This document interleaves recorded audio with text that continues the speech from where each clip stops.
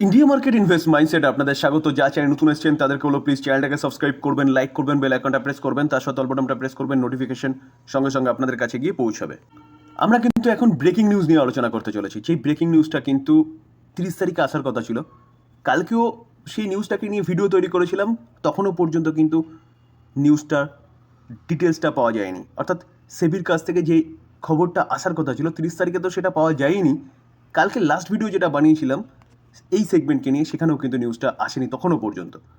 Late নাইটে নিউজটা এসছে, যেটা কিন্তু অনেকগুলো কোম্পানিকে ইম্প্যাক্ট করবে। তো চলুন দেখে নিই যে নিউজটা কী এবং কোন কোন কোম্পানিকে ইম্প্যাক্ট করবে, বা কোন কোন কোম্পানির ভালো হবে এবং কোন কোন কোম্পানির খারাপ হবে। দেখুন, এই আর্টিকেল দেখলে দেখা যাবে যেটা 30 তারিখে আসার কথা ছিল। অর্থাৎ 30 তারিখে সেবির বোর্ড মিটিং হয়েছিল, কিন্তু সেই বোর্ড মিটিংয়ে এইটা নিয়ে কিন্তু কোনো রকম কোনো ডিসকাস হয়নি। সেটা হয়েছে কত তারিখে? 1 তারিখে অফিসিয়ালি সেবি কিন্তু জানিয়ে দিয়েছে। কি জানিয়েছে? যে সেবি ডেরিভেটিভ সেগমেন্টে কিছু চেঞ্জেস আনতে চলেছে, যেটা কাজ করবে কবে থেকে? নভেম্বরের 20 তারিখ থেকে। তো সেবি রাইজ করছে contract size for index derivative to 15 lakhs। অর্থাৎ বলতে পারেন যে ডেরিভেটিভ সেগমেন্টে যে ডিমোটিভেশনের কথা শোনা যাচ্ছিল, সেটা কিন্তু কার্যকরী করতে চলেছে সেবি। তো চলুন ডিটেলসটা আরেকটু ভালো মতন দেখে নিই। দেখুন, এই আর্টিকেল দেখলে দেখা যাবে যে ক্যাপিটাল মার্কেট রেগুলেটর অর্থাৎ কে securities and exchange board of India অর্থাৎ সেবি। সেবি কী করতে চলেছে? টুয়েসডেতে অর্থাৎ 1 তারিখ গতকাল ইনক্রিজ করেছে কি contract size of index derivative to a minimum of কত? 15 lakhs। ফ্রম কত থেকে? 5 থেকে 10 লাখ ছিল, অর্থাৎ 5 থেকে 10 লাখ, সেটা কিন্তু এখন 15 লাখ হয়েছে। তো যারা যারা ছোটো ছোটো রিটেল ইনভেস্টার যারা ডেরিভেটিভ করতেন, তাদের ক্ষেত্রে কিন্তু এখন অনেক পরিমাণে টাকা লাগবে। অর্থাৎ বলতে পারেন যে ছোটো ছোটো রিটেল ইনভেস্টারদের হাতের বাইরে চলে যাচ্ছে। তো এটাই কিন্তু চাইছিল সেবি। কেন? দেখুন, সেবিরই একটা বলতে পারেন রিপোর্টে জানা যাচ্ছে কি যে নিয়ারলি 93% রিটেল ট্রেডার অর্থাৎ ডেরিভেটিভ সেগমেন্টে কিন্তু কী করছে? মানি লুজ করছে। যার মধ্যে দেখা যাচ্ছে কি more than 1 crore in number lost 2 lakh per person on an average. বোঝা যাচ্ছে কতটা লোক বা মানুষ বা রিটেল সেগমেন্টে কাজ করছে, রিটেলার কাজ করছে ডেরিভেটিভ সেগমেন্টে, যেখানে মানি লুজ করছে। Among the top 3.5% of loss maker about 4 lakh trader face an average loss কত? 28 লাখ পার পারসন। ভাবতে পারছেন? এই যে ডেটাটা প্রেজেন্ট করেছে না, সেটা কিন্তু পিরিয়ড অফ 3 ইয়ার্স অর্থাৎ 3 বছরের জন্যে এই ডেটাটা প্রেজেন্ট করেছে, লাস্ট 3 বছর বলতে পারেন। যেখানে বলছে individual category traders made an average person loss 1.6 lakh the period of 3 years. For the loss maker the average losses was about 2 lakh per person. বুঝতে পারছেন তো? তো এই যে রিটেলাররা যেভাবে লসটাকে করছে ডেরিভেটিভ সেগমেন্টে, অর্থাৎ বলতে পারেন গ্যাম্বলিং খেলতে গিয়ে সর্বশান্ত হয়ে যাচ্ছে, সেই লসটাকে কিন্তু আটকানোর জন্য গভর্নমেন্ট অর্থাৎ ফাইন্যান্স মিনিস্টারও কিন্তু বিজ্ঞপ্তি জারি করেছিল, আমরা দেখতে পেরেছিলাম। তার পাশাপাশি তারপরেই কিন্তু দেখা গেছে যে সেবি তৎপর হয়েছে। তো সেবি কিন্তু এখন রুলসটা কার্যকরী করতে চলেছে, আরও অনেক কিছু আনতে চলেছে। তো আমরা সব ডিটেলসে দেখবো, একটু ধৈর্য সহকারে কিন্তু আপনাদের থাকতে হবে। তো এটা চালু হতে চলেছে কবে থেকে? 20 নভেম্বর থেকে, মাথা রাখবেন স্যার। যেখানে আরও কি বলা হচ্ছে যে বলছে major include hike in future option contract size. তার পাশাপাশি দেখলে দেখা যাবে বলছে কি need for buyers to make upfront option premium payment and testing each exchange provide contract for only one benchmark index with weekly expiry. তো দেখুন, আমাদের নিফটির মধ্যে দেখলে দেখা যাবে 4টে সম্ভবত ডেরিভেটিভ সেগমেন্টে রয়েছে। তো তার মধ্যে একটা উইকলি এক্সপায়ারি হবে, অর্থাৎ অনলি ফর একটাই কিন্তু উইকলি এক্সপায়ারি হবে, বাদ বাকিগুলো মান্থলি এক্সপায়ারি হবে। এবং সেন্সেক্সে দেখলে দেখা যাবে 2টো ডেরিভেটিভ রয়েছে, তো সেখানে একটা হবে উইকলি এবং একটা মান্থলি হবে। দেখুন, এই আর্টিকেল দেখলে দেখা যাবে SEBI has decided to rationalise index derivative product offered by exchange which expire on weekly basis, যেটা উইকলি বেসিস হতো। বলছে hence Fourth, each exchange may provide derivative contract for only one of its benchmark index weekly expiry, it said. অর্থাৎ সেবি বলছে। তার পাশাপাশি দেখলে দেখা যাবে, দেখুন, as part of the new framework, অর্থাৎ যেটা চালু করতে চলেছে সেবি, সেখানে সেবি কি বলছে, SEBI has decided to increase the tail risk coverage by levying an additional extreme loss margin for 2% for short option contract। তো এইখানেও কিন্তু বোঝা যাচ্ছে যে আপনার কিন্তু আর অল্প টাকায় হবে না, সেখানে কিন্তু আপনার অনেকটা পরিমাণ অ্যামাউন্ট লাগবে, যেটা ছোটো ছোটো রিটেলারদের কিন্তু বাঁচানোর চেষ্টা চলছে বলতে পারেন। এটাও চালু হতে চলেছে কত, নভেম্বর 2020 থেকে। স্যার, যেটা কিন্তু যে স্পেকুলেটিভ অ্যাক্টিভিটি আছে সেটাকে কিন্তু কম করার প্রক্রিয়াকরণ বলতে পারেন। যেখানে এই আর্টিকেল দেখলে দেখা যাবে, দেখুন, in order to avoid any undue intraday leverage to the end client and to discourage any participant of following any position beyond the collateral at the end client level।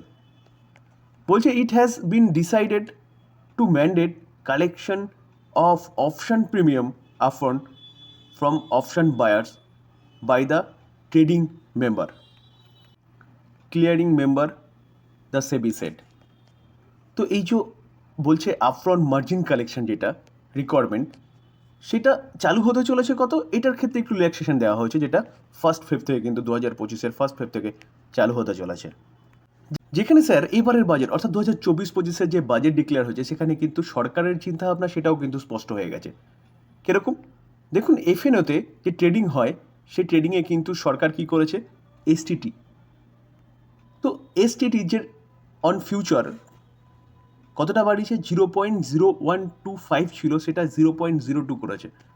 এবং তার পাশাপাশি অপশানের ক্ষেত্রে কী করেছে, অপশানের ক্ষেত্রে 0.025 থেকে 0.1% করে দিয়েছে। তো এখানেও কিন্তু সরকারের চিন্তাভাবনা পুরো স্পষ্ট।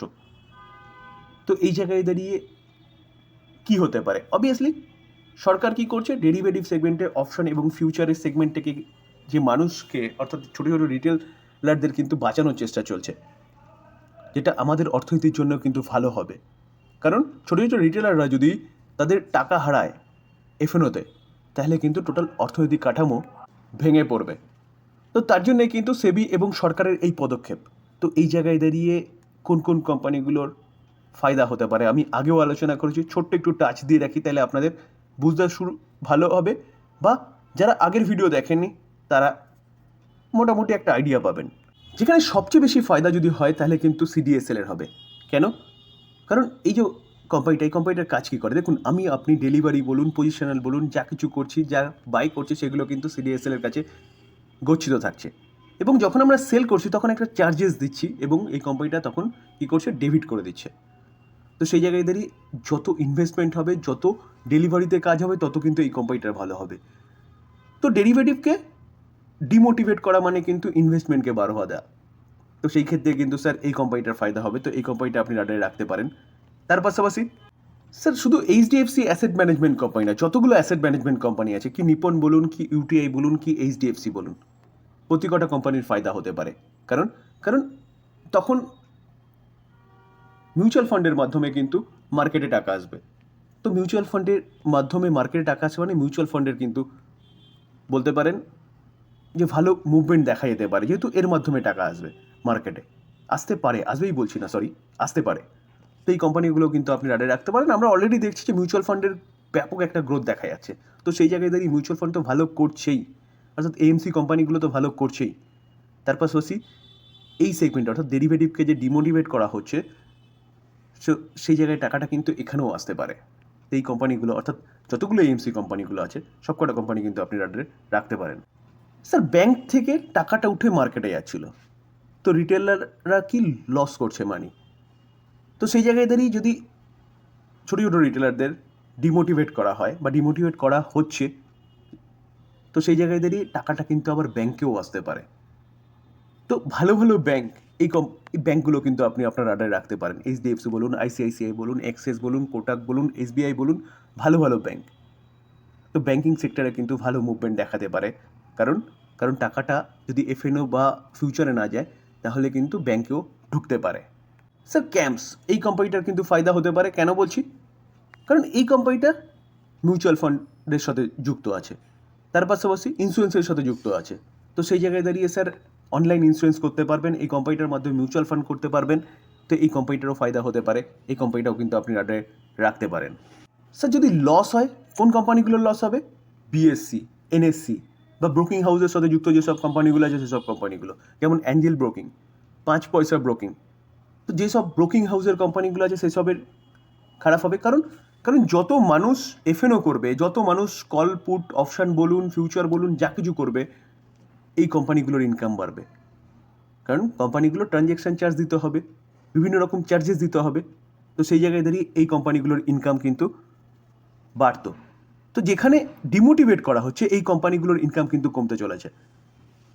স্বাভাবিকভাবে মানুষের যদি এফএনও না করে বা কম করে, তাহলে কী হবে? এই কোম্পানিগুলো ইনকাম কমবে। বিএসসি বলুন, ব্রোকিং হাউসগুলো বলুন, তো এই কোম্পানিগুলো কিন্তু রাডারে রাখতে পারেন, এই কোম্পানিগুলো নিচে আসতে পারে। তো নিচে আসলে বাই করার অপরচুনিটি খুঁজতে হবে। এই কোম্পানিগুলো কিন্তু খারাপ নয়, বিএসসি বলুন কি ব্রোকিং হাউস কোম্পানিগুলো বলুন। তো এই জায়গায় দাঁড়িয়ে কিন্তু এই কোম্পানিগুলোর খারাপ হবে। স্যার ডিসক্লেমার দিয়ে রাখি, কোনো বাই রেকমেন্ডেশন নয়। নিউজ পাওয়া যাচ্ছিলো, সেটা আলোচনা করলাম। তার বেসিসে কোম্পানিগুলোর ভালো হতে পারে সেটা আলোচনা করলাম, কোন কোম্পানিগুলোর খারাপ হতে পারে সেটা আলোচনা করলাম। এবার বাই করবেন নিজের ডিসিশনে বা নিজে ফার্দার অ্যানালাইসিস করে তারপরে। আলোচনা এই পর্যন্ত। যদি ভালো লাগে, যা চ্যানেল নতুন আসছেন তাদেরগুলো প্লিজ চ্যানেলটাকে সাবস্ক্রাইব করবেন, লাইক করবেন, বেল আইকনটা প্রেস করবেন, তার সাথে অল বাটনটা প্রেস করবেন, নোটিফিকেশন সঙ্গে সঙ্গে আপনাদের কাছে গিয়ে পৌঁছবে। থ্যাংক ইউ, ভালো থাকবেন।